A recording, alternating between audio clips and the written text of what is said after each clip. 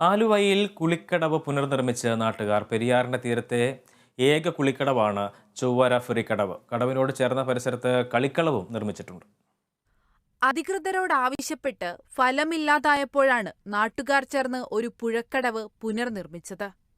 ആലുവ കീഴ്മാട് പഞ്ചായത്തിലെ ഏക കുളിക്കടവായ ചൊവ്വാര ഫെറിക്കടവാണ് പ്രദേശവാസികൾ ചേർന്ന് ഘട്ടം ഘട്ടമായി പുനരുദ്ധീകരിച്ചത്. പ്രളയത്തിൽ തകർന്നടിഞ്ഞ ഈ കടവ് നന്നാക്കണമെന്നാവശ്യപ്പെട്ടിട്ടും ഫലമില്ലാതായതോടെയാണ് പ്രദേശവാസികൾ ചേർന്ന് കടവ് പുനർനിർമ്മിക്കാൻ രംഗത്തിറങ്ങിയത്. മണ്ണുമാന്തി ഉപയോഗിച്ച് പുഴയിലെയും കടവിലെയും ചെളി കോരി മാറ്റി. കുളിക്കടവിൽ സ്ലാബുകളിട്ട് ആഴം കുറച്ചു. പലരുടെയും സഹായത്താൽ കുളിക്കടവിനോട് ചേർന്ന പരിസരം കളിക്കളം കൂടിയാക്കി മാറ്റി. കുട്ടികൾക്കായി ഊഞ്ഞാലുകളും പുഴയോരത്ത് വോളിബോൾ കോർട്ടുമൊരുക്കി.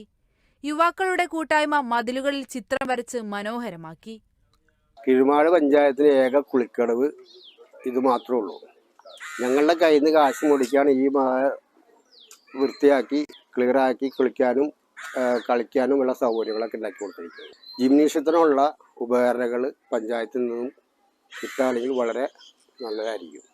ഇതിപ്പോൾ 2018 വെള്ളപ്പൊക്കം വന്ന് ഇവിടെ ആകെ ചെളി പിടിച്ചു കിടക്കുന്ന സ്ഥലമായിരുന്നു.